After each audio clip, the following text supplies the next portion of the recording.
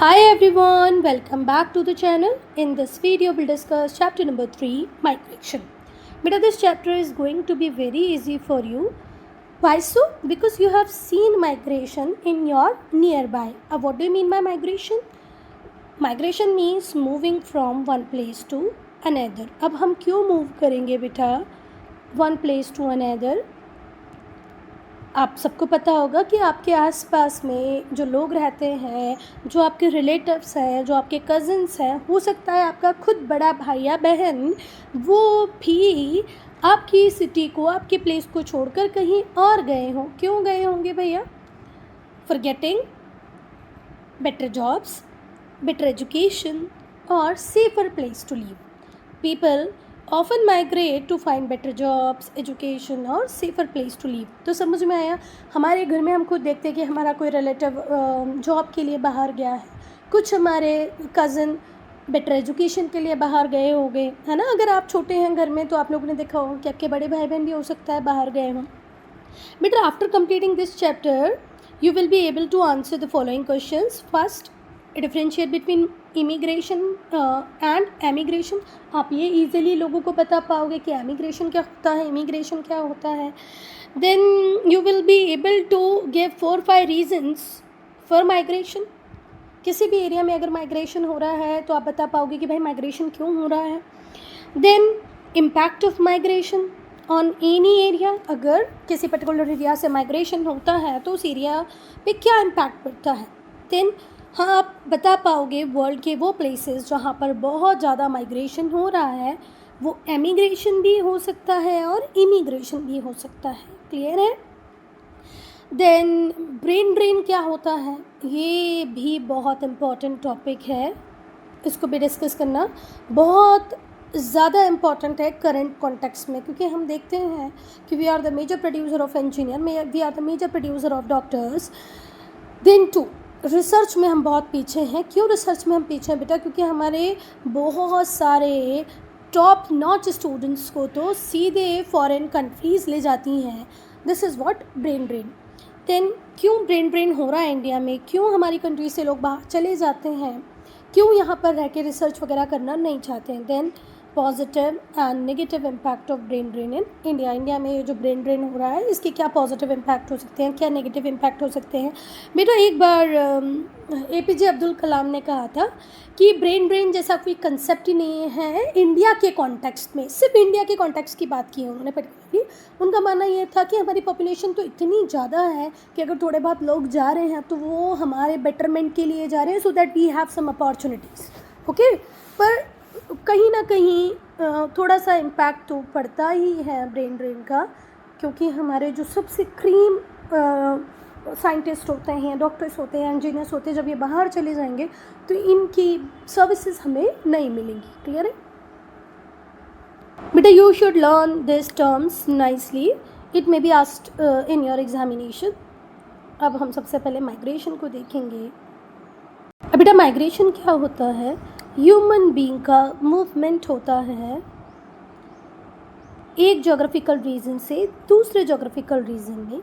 या तो वो डेफिनेटली सेटल हो जाएगा, हमेशा के लिए वहीं रहने लग जाएगा, या तो हो सकता है वो टेम्पररी थोड़े टाइम के लिए जाए. जैसे हम लोग देखते हैं कि अगर हम हायर एजुकेशन के लिए गए तो ऑब्वियसली बात है higher education within 5 year ख़त्म हो जाएगी, 6 ईयर ख़त्म हो जाएगी, वापस आएंगे या जॉब के लिए कहीं और जाएंगे. सो ह्यूमन माइग्रेशन का मतलब हुआ movement by human being between one geographical region to another with the purpose of setting permanently, definitely और टेम्पररी. क्लियर है? ये आपको लर्न कर लेना है बेटा. ये कोई बिल्कुल करंट फेनोमेना नहीं है कि इमिग्रेशन माइग्रेशन आज से स्टार्ट हुआ, ऐसा बिल्कुल भी नहीं है बेटा. बहुत सारे लोग बहुत टाइम पहले से one place to another move कर रहे हैं. Human always moved around. हम में तो टेंडेंसी थी ना, हम एनिमल से अलग इसीलिए तो है क्योंकि हमारा दिमाग चलता है तो हमें पता रहता है कि भाई यहाँ क्या है, वहाँ क्या है, वहाँ क्या है, और वहाँ मैं जा सकता हूँ, यहाँ मैं नहीं जा सकता हूँ. ये सारी चीज़ें हमारे दिमाग में होती है. आर्कियोलॉजिकल एविडेंसेस हमारे पास हैं जो प्रूव करते हैं कि पहला आदमी कहाँ पर ही आया, अफ्रीका में. पहले जो अर्ली मैन थे वो कहाँ पर ही थे, अफ्रीका में. अच्छा, वो अफ्रीका से कैसे एशिया पहुँचा, यूरोप पहुँचा, और डिफरेंट कॉन्टिनेंट्स पे पहुंचा, ये भी तो एक मिस्ट्री है ना। तो कैसे पहुंचा? क्योंकि उसको शुरू से वो घुमक्कड़ स्वभाव का था, उसे घूमना पसंद था, तो वो घूम घूम के सारे कॉन्टिनेंट तक पहुंच गया। और बेटा हमारी जर्नी अभी भी ख़त्म नहीं हुई। Till date we are moving. हमें मून पे जाना है, हमें मार्स पे जाना है, हमें पता नहीं कहाँ कहाँ जाना है।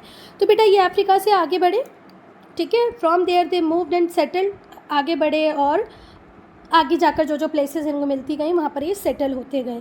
फिर कई हज़ारों सालों तक आदमी यहाँ से वहाँ घूमता ही रहा, और जब तक घूमता रहा जब तक ये होल प्लैनेट पे सेटल नहीं हो गए। आज हमारे पास कितने कॉन्टिनेंट हैं? 7 कॉन्टिनेंट है, और 7 के 7 पे किसी ना किसी फॉर्म में आपको लाइफ मिलेगी। अगर आप अंटार्कटिका की बात करें कि मैडम वहाँ तो कोई नहीं रहता, पर वहाँ पर हमारे साइंटिस्ट तो रहते हैं ना, for the purpose of research रहते हैं। तो जब तक आदमी ने सारी चीज़ों को एक्सप्लोर नहीं कर लिया, वो रुका नहीं। हज़ारों सालों तक हमारी जर्नी कंटिन्यू रही। हमने अंटार्कटिका को भी एक्सप्लोर किया है, पूरा नहीं किया 100%, पर करना तो स्टार्ट कर दिया है। तो बेटा प्राचीन काल से ही, एंशिएंट टाइम्स को हिंदी में हम क्या कहते हैं? प्राचीन काल, मतलब बहुत टाइम पहले से ही हमारे जो ट्रैवलर्स थे, ट्रैवलर्स बोले तो यात्री, हमारे जो ट्रेडर्स थे, ट्रेडर्स बोले तो व्यापारी जो बिज़नेस वगैरह करते हैं, सामान का लेन देन करते हैं, प्रीस्ट बोले तो पुजारी। अब जो पुजारी होता है उसको अलग अलग धर्मों में बेटा अलग अलग नामों से जाना जाता है। हिंदुइज़्म में हम पुजारी कहते हैं, इस्लाम में इन्हें मौलवी कहते हैं, क्रिश्चियनिटी में इन्हें फादर कहा जाता है या प्रीस्ट कहा जाता है, ठीक है। सो हम देखते हैं कि बहुत पुराने टाइम से ही, बहुत प्राचीन काल से, एंशिएंट टाइम से ही बहुत सारे यात्री, व्यापारी, पुजारी और पिलग्रिम्स होते हैं। कौन? तीर्थयात्री, है ना, जो रिलीजियस प्लेसेस को विज़िट करने के लिए मूव करते हैं, उन्हें क्या कहते हैं? पिलग्रिमेज के लिए जाते हैं, तीर्थ यात्रा के लिए जाते हैं। ये लोग वास्ट डिस्टेंसेस को ट्रैवल करते आए हैं। भाई अगर एक ट्रेडर वास्ट डिस्टेंस को ट्रैवल कर रहा है तो क्यों कर रहा है? कि उसको उसके बिजनेस को एक्सपांड करना है। अगर कोई प्रीस्ट कर रहा है तो क्यों कर रहा है? क्योंकि उसको अपने धर्म का प्रचार प्रसार करना है। ट्रैवलर है तो उसको खोजी प्रवृत्ति होगी, उसको नए नए एरियाज़ को एक्सप्लोर करना होगा, इसलिए वो मूव कर रहा है। अब बेटा हम लोग देखते हैं कि बहुत सारी क्रिश्चियन मिशनरीज़ इंडिया में आई, है ना। कहाँ से आई बेटा? यूरोप से आई। तो क्यों आई थी? क्रिश्चियनिटी को यहाँ स्प्रेड करने के लिए। फिर हम लोग देखते हैं हमारे यहाँ से बहुत सारी Buddhist missionaries China, Japan, Sri Lanka गई, कोरिया गई। तो वो क्यों गई? For the spread of Buddhism. तो समझ में आया। So they are travelling vast distances for getting knowledge, opportunity, spiritual fulfilment.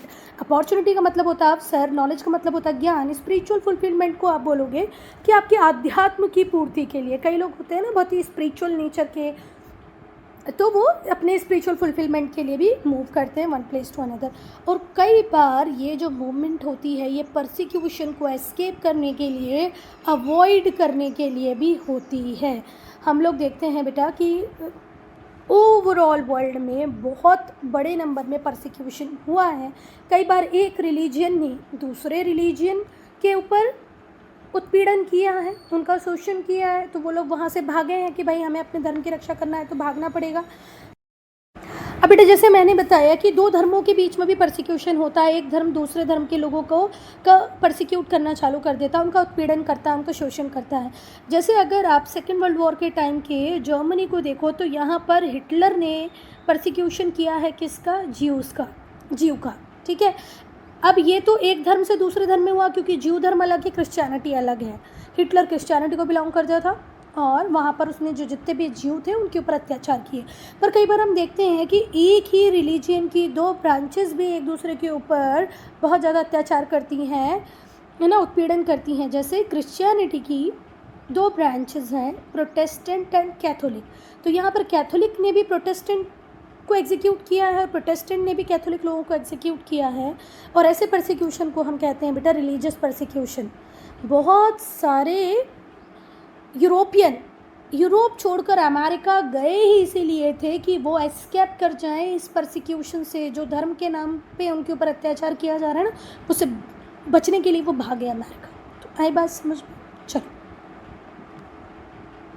बेटा जो स्पीड थी, जो पेस था माइग्रेशन का, ये बहुत ज़्यादा एक्सीलरेट हुआ, बहुत ज़्यादा बढ़ गया। कब? 18th सेंचुरी में, ठीक हुई बात। और 18th सेंचुरी में बढ़ने के पीछे हम एक मेजर रीज़न मान सकते हैं कि यहाँ पर स्लेव ट्रेड हुआ करता था। स्लेव ट्रेड बोले तो गुलामों को एक जगह से ख़रीदा जाता था, दूसरी जगह बेचा जाता था। ह्यूमन ट्रैफिकिंग भी आप बोल सकते हो, buying and selling of human being. Africa से बहुत सारे स्लेव्स को, बहुत सारे लोगों को ख़रीदा जाता था एज स्लेव्स और इन्हें कैरेबियन में ले जाके छोड़ दिया जाता था, जहाँ पर फ्रेंच, इंग्लिश इनसे भर भर के काम करवाते थे। तो इसमें इनवॉलेंट्री मूवमेंट भी इंक्लूडेड है in the form of slave trade. तो हम बोलेंगे कि 18th सेंचुरी में जो माइग्रेशन था उसकी स्पीड बहुत ज़्यादा बढ़ जाती है। क्यों बढ़ जाती है? क्योंकि यहाँ पर अब हमारे पास अच्छी मॉडर्न शिप्स अवेलेबल हो गई हैं। तो ट्रांसपोर्टेशन का मीनिंग जब अवेलेबल हो गया तो भाई अच्छा, आपने गाड़ी वाड़ी ली और निकल पड़े। यहाँ पर अच्छी वाली शिप्स आ गई थी, इसलिए लोग यहाँ से वहाँ निकलने लगे। पर इसमें इंक्लूडेड है इनवॉलेंट्री स्लेव ट्रेड, मतलब स्लेव अपनी इच्छा से नहीं जाते थे बेटा, उन्हें ज़बरदस्ती लेके जाया जाता था। और हम देखेंगे बेटा कि 19th सेंचुरी में जो पेस था माइग्रेशन का वो और ज़्यादा बढ़ जाता है, स्पीड और ज़्यादा बढ़ जाती है। तो समझ में आया, 18th सेंचुरी में जो गति थी माइग्रेशन की वो बढ़ गई, ठीक है। 19th सेंचुरी में और बढ़ गई। 18th सेंचुरी में जो माइग्रेशन हो रहा था उसमें इनवॉलेंट्री मूवमेंट, बिना इच्छा के जो स्लेव ट्रेड किया जाता था वो भी इंक्लूडेड था। आप लोगों को लगता है कोई अपनी मर्जी से स्लेव बनना चाहेगा? बिल्कुल नहीं। अब बेटा एक बहुत बड़ा रीज़न और रहा, वो रीज़न था कि एग्रीकल्चर में प्रोडक्टिविटी की हमेशा अनसर्टेनिटी रहती थी। आप ये नहीं बोल सकते कि आज मैंने इतना ग्रो किया है तो at the end of the 4 month, at the end of the year I will get this much. कई बार फ्लड की प्रॉब्लम आ जाती है, कई बार ड्राउट की प्रॉब्लम आ जाती है। अगर फ्लड ड्राउट नहीं आई है तो कई बार हम लोग देखते हैं कि भाई टिड्डी अटैक हो जाता है, कोई कीड़ा वगैरह लग जाता है हमारी फसल में। तो जब तक लोगों के पास कोई दूसरा मीडियम अवेलेबल नहीं था जिसके थ्रू वो अपनी लाइवलीहुड को अर्न कर सकते हैं, जब तक लोग इंगेज रहे एग्रीकल्चर में।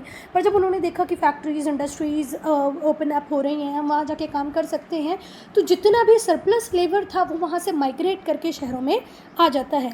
तो मिलियंस में बेटा, लाखों में जो एग्रीकल्चरल वर्कर्स होते हैं, जो एग्रीकल्चर फील्ड में काम कर रहे होते हैं, वो जो श्रमिक होते हैं, वर्कर्स होते हैं, वो कंट्री साइड मतलब गाँव को छोड़कर, ग्रामीण इलाकों को छोड़कर कहाँ पर मूव कर जाते हैं? सिटीज़ में। और इसकी वजह से हम देखते हैं कि अर्बनाइजेशन में अनप्रेसिडेंटेड ग्रोथ होती है, ठीक है। तो बेटा होप कि ये जो वर्ड अनप्रेसिडेंटेड है ये आपको समझ में आया होगा। अभूतपूर्व, जो हमने सोचा नहीं था उससे ज़्यादा होना, ठीक है। बेटा आप लोग तो कोरोना टाइम में बहुत छोटे रहे होंगे, बहुत छोटे रहे होंगे। अदरवाइज़ अगर आपको थोड़ा बहुत भी ध्यान हो, अगर आप आज भी यूट्यूब पे वीडियोस देखोगे तो आपको बहुत सारे ऐसे वीडियोस दिखेंगे जहाँ पर बिहार के, यूपी के वर्कर्स जो बेंगलोर में, पुणे में, मुंबई में काम कर रहे होते थे, वो वापस आ रहे होते थे at the time of corona. क्यों आ रहे थे? क्योंकि वहाँ फैक्ट्रीज़ वगैरह, जो आउटलेट जहाँ पर वो काम करते थे वो बंद हो गया, तो वापस से अपने गाँव आ रहे थे, है ना, कि भाई अब हम वहाँ रहकर रेंट नहीं दे पाएंगे, वहाँ पर हमारी जो रिक्वायरमेंट है वो पूरी नहीं हो पाएगी, तो चलो भाई गांव में कुछ ना कुछ तो हमको मिलेगा। ऐसा देखा होगा आप लोगों ने, और नहीं देखा होगा तो अभी देख लेना, यूट्यूब पे बहुत सारे वीडियोस अवेलेबल होंगे। और उन जो श्रमिकों का आने का जो वीडियो है उसको लेकर के पूरे वर्ल्ड में हमें बहुत क्रिटिसिज्म देखने को मिला है कि भाई आप लोग अपने लेबर को, वर्कर्स को प्रॉपर फैसिलिटीज़ नहीं दे पाए, उनको अपना एरिया छोड़कर गांव तक आना पड़ा, उनको अपनी फैसिलिटी भी नहीं दी, कई बार वो पैदल चल के आए, ब्ला ब्ला ब्ला, आप लोग सुन लेना, मिल जाएगा। तो ये जो फिनोमेना था वर्कर्स माइग्रेशन का, एग्रीकल्चरल वर्कर्स की माइग्रेशन का, वो शुरू होता है ब्रिटेन में लेट 18th सेंचुरी में। लेट 18th सेंचुरी बोले तो 1790s की बात हो रही है, ठीक है। And spread around the world, और पूरे वर्ल्ड में ये चलता रहा। ब्रिटेन में शुरू हुआ कब? Late 18th century. 18th century बोले तो 1701 से लेकर के 1800 का जो पीरियड होगा उसको हम क्या कहते हैं? 18th century. तो लेट 18th सेंचुरी कहा जा रहा है, इट मीन्स हम 1790s की बात करें, 1780s की बात करें, और ये ब्रिटेन से चालू होकर पूरी दुनिया में फैल गया। आज भी हम देखते हैं कि बहुत सारे एरियाज़ में ये कंटिन्यू है, हमारे इंडिया में तो कंटिन्यू है ही। आज भी हमारा agriculture worker as in when opportunity got, वो वहाँ से निकलने की कोशिश करता है। इंडस्ट्रियलाइजेशन, औद्योगिकरण, ग्लोबलाइजेशन, वैश्विकरण एंड टेक्नोलॉजी, तकनीक, बहुत मैसिव लेवल पे इंडस्ट्रियलाइजेशन होने की वजह से, ग्लोबलाइजेशन होने की वजह से और तकनीक की वजह से, टेक्नोलॉजी की वजह से लोग आज ज़्यादा माइग्रेट कर रहे हैं। ये 3 मेजर फैक्टर्स रहे हैं जिन्होंने लार्जली कंट्रीब्यूट किया है माइग्रेशन में। जैसे जैसे इंडस्ट्रियलाइजेशन होने लगा बेटा, तो लोग जो सरप्लस एग्रीकल्चर वर्कर्स थे वो फैक्ट्री इंडस्ट्री में काम करने लग गए, उनके पास एक्स्ट्रा इनकम आने लग गई। ग्लोबलाइजेशन मतलब जब पूरी दुनिया को एक गांव की तरह देखा जाने लगा, इंटीग्रेशन, इंटर रिलेशन हुआ अमंग डिफरेंट कंट्रीज, सो लोग मूव करने लग गए। और आज fastest mode of transportation available है, टेक्नोलॉजी आपके पास, ईमेल है, इंटरनेट है, तो इन सब ने भी कंट्रीब्यूट किया कि भाई आज आप ईमेल के थ्रू किसी भी कंट्री में किसी भी जॉब के लिए अप्लाई कर सकते हो, किसी भी स्टेट में किसी भी जॉब के लिए अप्लाई कर सकते हो और इजीली आपको वहाँ पर जॉब मिल जाती है। तो टेक्नोलॉजी, इंडस्ट्रीज, ग्लोबलाइजेशन, इनका मेजर रोल रहा माइग्रेशन में। माइग्रेशन को आप क्लासीफाई कर सकते हो ब्रॉडली दो में, एक इंटरनेशनल और एक इंटरनल।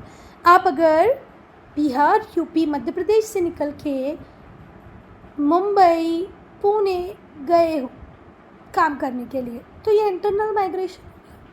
पर अगर आप इंडिया से निकल कर डमास्कस गए हो, इंडिया से निकल कर एम्स्टर्डम गए हो, शिकागो गए हो, तो ये क्या हुआ बेटा? International migration. अब बेटा जो इंटरनेशनल माइग्रेशन होता है वो इमिग्रेशन भी हो सकता है और एमिग्रेशन भी हो सकता है, ठीक है, depending on how the place of destination और place of origin is considered. जहाँ गए हो और जहाँ से गए हो इन दोनों को कंसीडर करिए तो इंटरनेशनल माइग्रेशन इमिग्रेशन भी हो सकता है और एमिग्रेशन भी हो सकता है। बेटा अब हम पढ़ेंगे कि जो इमिग्रेशन है और एमिग्रेशन है ये दोनों ही क्या है? मूवमेंट ऑफ पीपल है। इमिग्रेशन हो एमिग्रेशन हो, दोनों में ही होता क्या है? लोग यहाँ से वहाँ जा रहे होते हैं, एक कंट्री से दूसरी कंट्री, ठीक है। पर इसमें ये जो इमिग्रेशन है इसका मतलब क्या होता है बेटा? किसी कंट्री में आना, ठीक है, आना। जब आप किसी कंट्री में आ रहे हो तो ये क्या होगा? आई। और जब आप किसी कंट्री से जा रहे होंगे, जाना, तो जाने वाले में क्या आएगा? इमिग्रेशन। वो हमारी कंट्री से चला गया, एमिग्रेशन। वो हमारी कंट्री में आ गया, इमिग्रेशन, ठीक है। जब हमारी कंट्री में लोग आएंगे तो इमिग्रेशन, जब हमारी कंट्री से लोग जा रहे हैं तो एमिग्रेशन। क्लियर है? एक बार फिर से देख लेते हैं। इमिग्रेशन और एमिग्रेशन मूवमेंट होती है लोगों की एक कंट्री से दूसरी कंट्री। फॉर्मर मतलब पहले वाले का मतलब है movement of people to a country, जब हमारी कंट्री में कोई आ रहा है। लेटर दूसरे का मीनिंग है मूवमेंट फ्रॉम अ कंट्री, हमारी कंट्री से जा रहा है। अगर हम बिल्कुल सीधी भाषा में समझे तो immigration can be called as moving in to a country, किसी कंट्री में आना क्या है? Immigration. And emigration is moving out of a country, जाना क्या है? एमिग्रेशन। ध्यान रखना बेटा, इसको आप ऐसे भी समझ सकते हो। जब कोई आता है तो हम उसको हाय करते हैं, तो हाय का आई इमिग्रेशन। जब कोई जाता है तो हम उसको बाय करते हैं, जाने वाले का ई, ठीक है। अब बेटा दो नए वर्ड आपको सिखाए जा रहे हैं। पहला है इमिग्रेंट और दूसरा है एमिग्रेंट।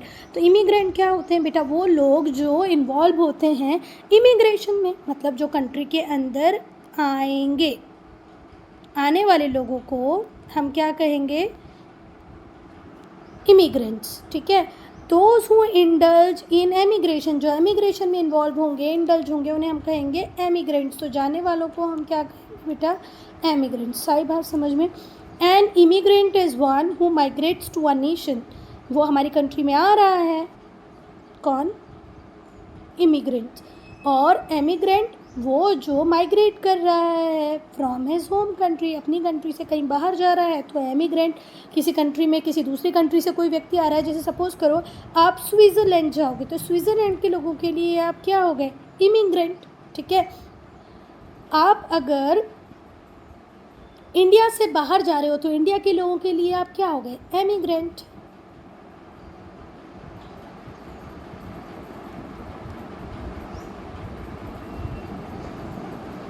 फिर से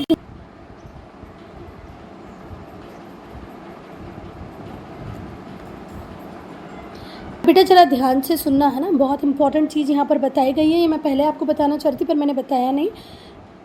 immigration and emigration can be applied to the same person. Immigration और एमिग्रेशन सेम पर्सन पे अप्लाई होगा। सपोज़ करो मैं रश्मि, मैं अपनी कंट्री को छोड़कर कहाँ जाऊँ भाई, मैं गई अजरबैजान, ठीक है, क्योंकि अजरबैजान के मैंने बहुत सारे वीडियोस देखे हैं, तो मुझे ऐसे लगता है कि यार कितनी अच्छी कंट्री है, हर तरफ आइस ही आइस है, कितना बढ़िया सब कुछ है। तो सपोज़ करो मैं रश्मि अजरबैजान गई, तो मेरे कंट्री के लोग मुझे क्या बोलेंगे, एमिग्रेंट, कि भाई वो यहाँ से चली गई। पर अजरबैजान के लोग मुझे क्या बोलेंगे, इमिग्रेंट, क्योंकि मैं उनकी कंट्री में आ गई। क्लियर है?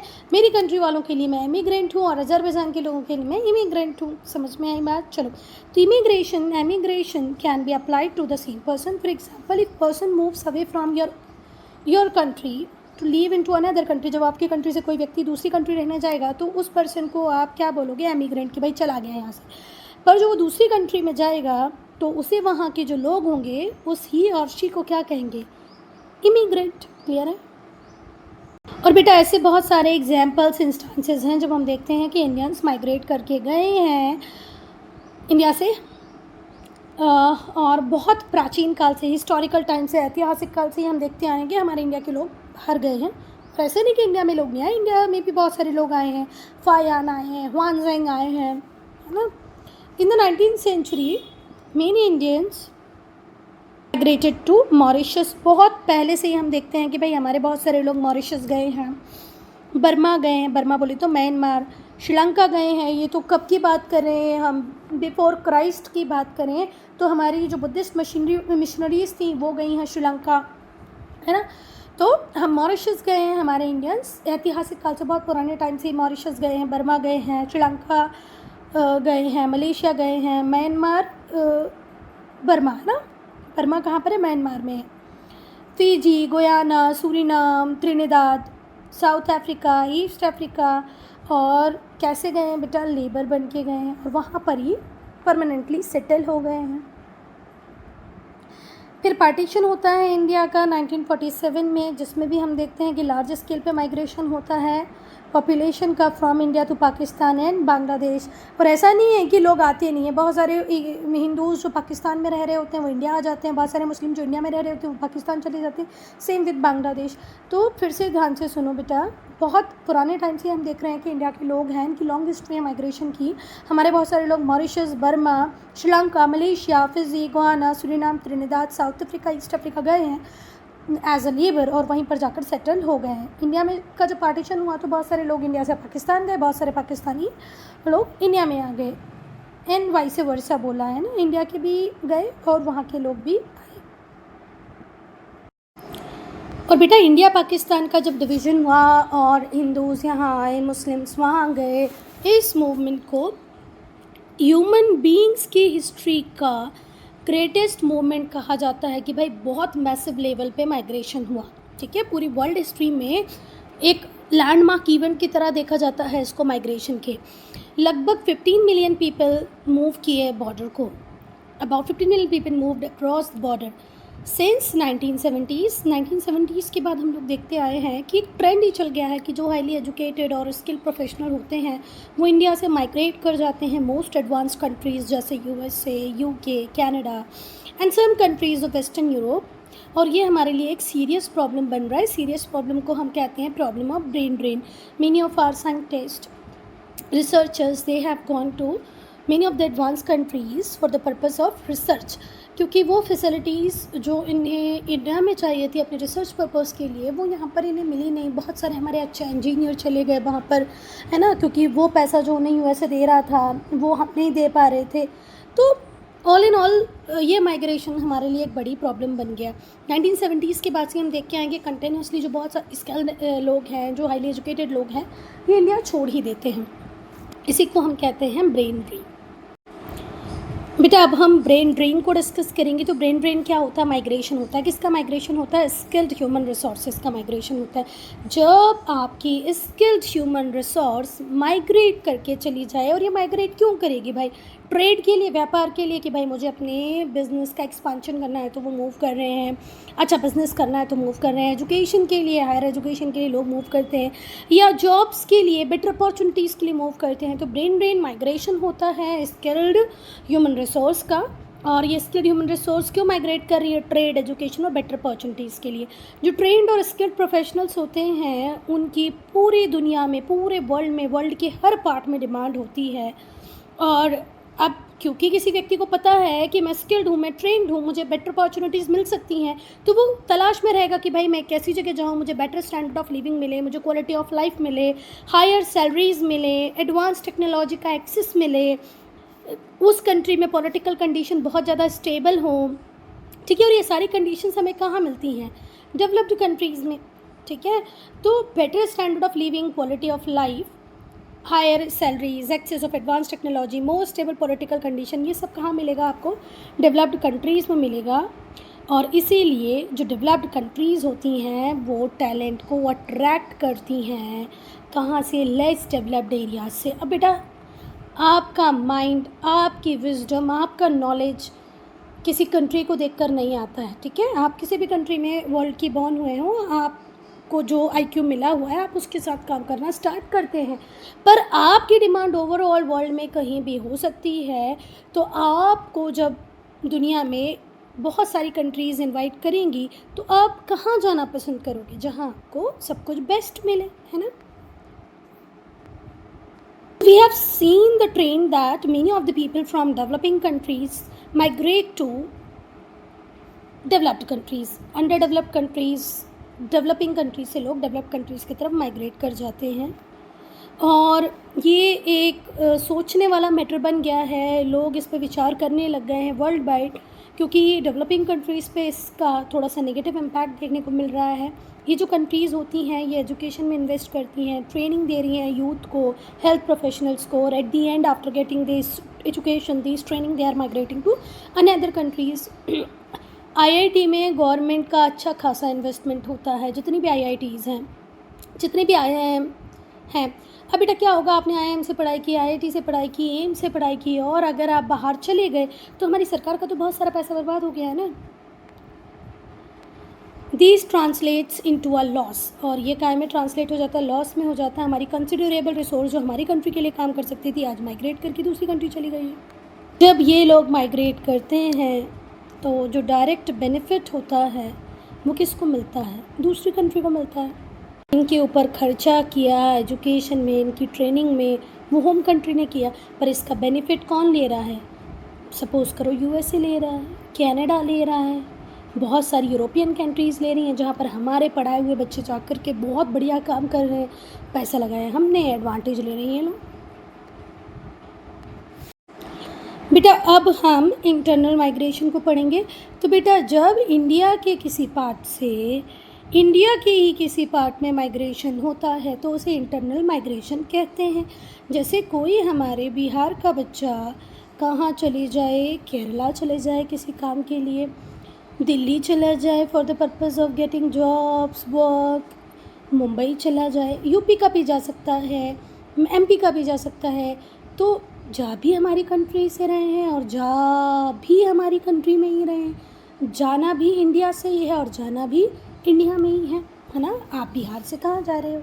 मुंबई जा रहे हो। ठीक है, आप मध्य प्रदेश से कहाँ जा रहे हो? तमिलनाडु जा रहे हो। समझ में आ रही है बात? तो इंटरनल माइग्रेशन लोगों की वो मूवमेंट है जो विद इन अ कंट्री होती है।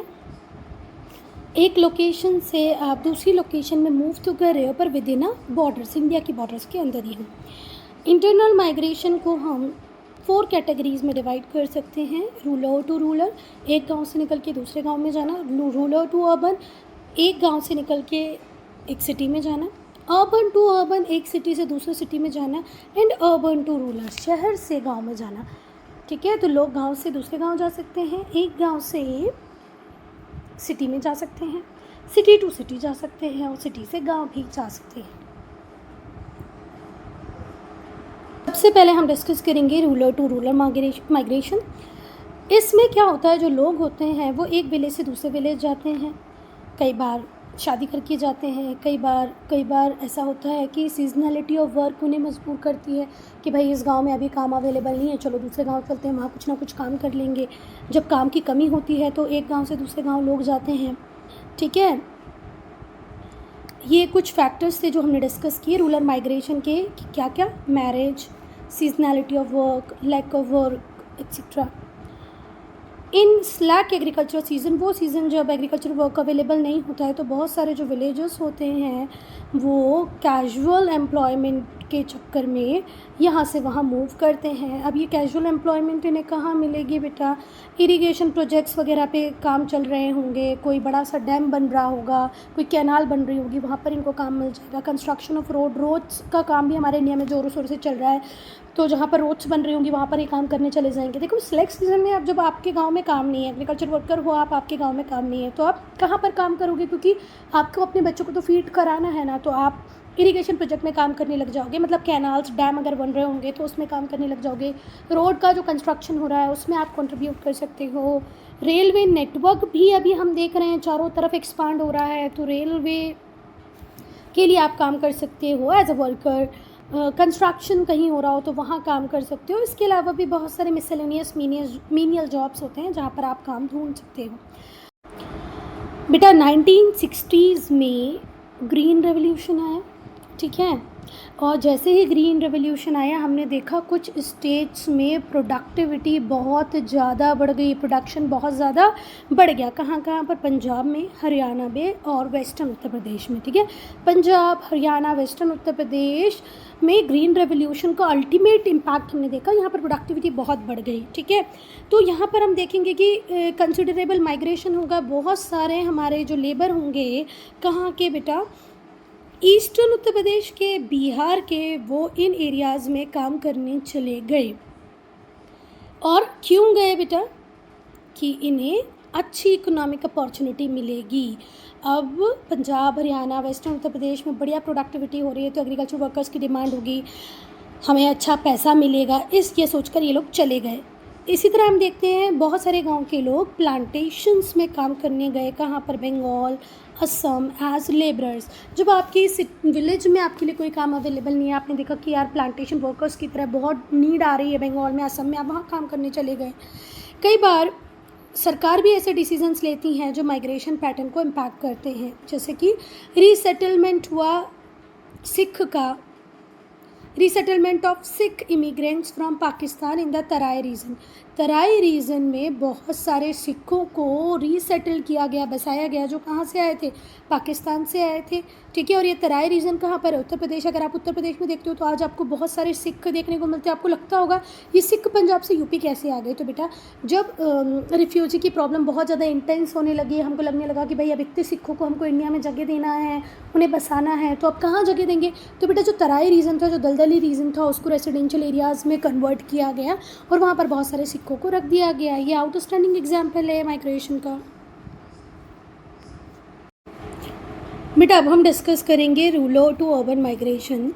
इस माइग्रेशन में हम लोग देखते हैं कि लोग रूरल एरियाज़ से माइग्रेट करते हैं अर्बन एरियाज़ की तरफ, और कोई ज़रूरी नहीं है कि वो अर्बन एरिया एकदम मेट्रो सिटी हो या सिर्फ छोटी ही सिटी हो, लोग टाउन्स में भी माइग्रेट करते हैं, मेट्रो सिटीज़ में भी माइग्रेट करते हैं। जो रूरल टू अर्बन माइग्रेशन होता है वो पुश एंड पुल फैक्टर्स की वजह से होता है। कई बार कंडीशंस ऐसी बनती हैं कि कोई गांव बोलता है भाई तुम तो यहाँ से चले ही जाओ, और पुल फैक्टर कुछ एरियाज़ ऐसे होते हैं जो हमें अट्रैक्ट करते हैं कि भाई मेरे पास आओ। रूरल एरियाज़ में पॉवर्टी होती है, गरीबी होती है, अनएम्प्लॉयमेंट, बेरोज़गारी होती है, वेजेस बहुत कम होते हैं और अनसर्टेन होते हैं। कई बार जॉब मिली तो ठीक है, काम मिला तो ठीक है, नहीं तो नहीं, ठीक है। तो ये सब पुश फैक्टर की तरह काम करते हैं। ये गांव से आपको धकेल रहे हैं कि भाई इस गरीबी में रहने की क्या ज़रूरत है, जाओ अपॉर्चुनिटीज़ को एंजॉय करो। अनएम्प्लॉयमेंट मतलब बेरोज़गारी भी आपको आपके गांव से धकेलती है। वहाँ पर वेजेस आपको कम मिलते हैं तो सोचते हो कि चलो यार शहरों में जाके काम कर लूँ, है ना। और जो लैंड होल्डिंग है वो भी बहुत अनइकोनॉमिक हो गई, मतलब उसका साइज़ इतना छोटा हो गया कि आप चाहकर भी वहाँ से बहुत अच्छा कुछ अर्न नहीं कर सकते। फैसिलिटीज़ एजुकेशन की है ही नहीं, रिक्रिएशन के लिए कोई मीडियम नहीं है। अगर आप पूरा दिन भर थकने के बाद सोचो कि कहीं मैं थोड़ा अपने आप को रिफ़्रेश कर लूँ किसी रिक्रिएशन से, तो वो भी नहीं हो पाएगा। तो ये सब किसका काम करते हैं बेटा? पुश फैक्टर का। पुश फैक्टर वो सारे फैक्टर्स हैं जो आपको इस तरीके से मजबूर कर देते हैं कि आपको बाहर जाना ही पड़ेगा। गरीबी, unemployment, lack of education, lack of health facilities, ये सब पुश फैक्टर्स हैं। जबकि कि पुल फैक्टर्स आपको अट्रैक्ट करते हैं कि भाई आओ, यहाँ पर आपको बेटर एम्प्लॉयमेंट मिलेगा, बेटर पैसा मिलेगा, मतलब बेटर वेजेस मिलेंगे, बेटर एम्प्लॉयमेंट मिलेगा। और ये जो वेजेस मिलेंगे वो आपको रेगुलर भी मिलेंगे और हायर भी मिलेंगे, ज़्यादा भी मिलेंगे, रेगुलर मिलेंगे। आपके वर्किंग आवर फिक्स होंगे, आपको बेटर एमिनिटीज़ मिलेगी, रहने के लिए अच्छी फैसिलिटीज़ मिलेंगी, एजुकेशन बढ़िया होगा, सोशियो कल्चरल एक्टिविटीज़ होती रहती हैं। हम लोग देखते हैं ना शहरों में छोटे छोटे फंक्शंस को भी कितने अच्छे से सेलिब्रेट किया जाता है। सो ये सब पुल फैक्टर का काम करेंगे। अच्छा एजुकेशन, अच्छी हेल्थ फैसिलिटीज़, अच्छी job facilities, better wages, higher wages, regular wages, ये सब आपको अट्रैक्ट करते हैं कि भाई यहाँ रहूँगा तो मेरी लाइफ अच्छी हो जाएगी। जो ग्लैमर होता है अर्बन लाइफ का और जो रिजिड कास्ट सिस्टम होता है कंट्री साइड में, ये फर्दर स्ट्रेंथन करते हैं पुश एंड पुल फैक्टर्स को। ठीक है, बहुत रिजिडिटी है कास्ट सिस्टम की गांव में, तो लोग सोचते हैं यार इसको छोड़ो, चलो मैं जाता हूँ।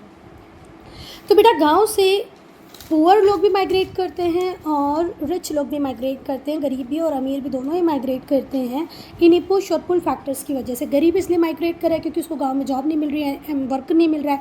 रिच इसलिए माइग्रेट कर रहा है क्योंकि उसके बच्चों के लिए अच्छी एजुकेशन, हेल्थ फैसिलिटीज़ नहीं मिल रही हैं। पुअर माइग्रेट करता है इकोनॉमिक कल्चर्स के कारण, इकोनॉमिक कंपल्शंस के कारण कि मुझे अच्छी लिविंग चाहिए। रिच माइग्रेट कर रहा है कि भाई उसको बेटर और ग्रेटर कंफर्ट चाहिए, उसके बच्चों के लिए अच्छा एजुकेशन चाहिए। तो जो रूरल अर्बन माइग्रेशन है ये आउटकम है उन फोर्सेस का जो हॉस्टाइल रहेंगे, आपको कहेंगे चलो यहाँ से निकलो, और कंफर्टेबल लिविंग वाला जो है वो आपको अट्रैक्ट करेगा, यहाँ आओ और यहाँ कंफर्टेबल लिविंग में रहो। ठीक है, तो अर्बन एरियाज़ में बेटा जो ल्यूक्रेटिव अपॉर्चुनिटीज़ की अवेलेबिलिटी है, इसलिए गांव से लोग शहरों में आते हैं।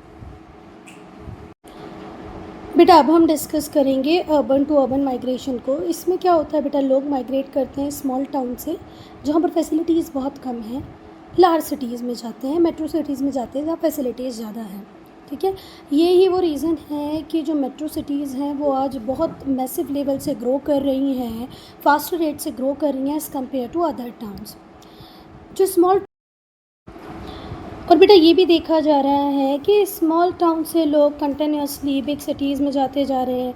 अब स्मॉल टाउन्स खाली हो रहे हैं, बड़ी सिटीज़ और बड़ी होती जा रही हैं, पॉपुलेशन डेंसिटी वहाँ बढ़ती जा रही है। तो ये जो वैक्यूम क्रिएट हो रहा है स्मॉल टाउन्स में, इसको फिल करने के लिए सराउंडिंग रूरल एरियाज से लोग आकर वहाँ रहते जा रहे हैं। ठीक है, अब हम पढ़ेंगे अर्बन टू रूरल माइग्रेशन। ये जो मूवमेंट है ये एडवांस स्टेज में होती है अर्बनाइजेशन के। जब अर्बन सेंटर्स में हम देखते हैं ओवर कंजेशन हो जाता है, हैपहैज़ार्ड ग्रोथ होने लगती है, कॉस्ट ऑफ लिविंग बहुत ज़्यादा हाई हो जाता है, पब्लिक यूटिलिटी पे बहुत ज़्यादा हैवी प्रेशर आने लगता है।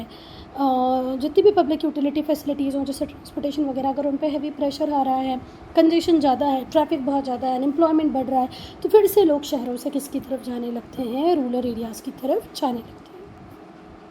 Students, I am ending this video here. Only if you have any doubt, any problem, to write in comment section.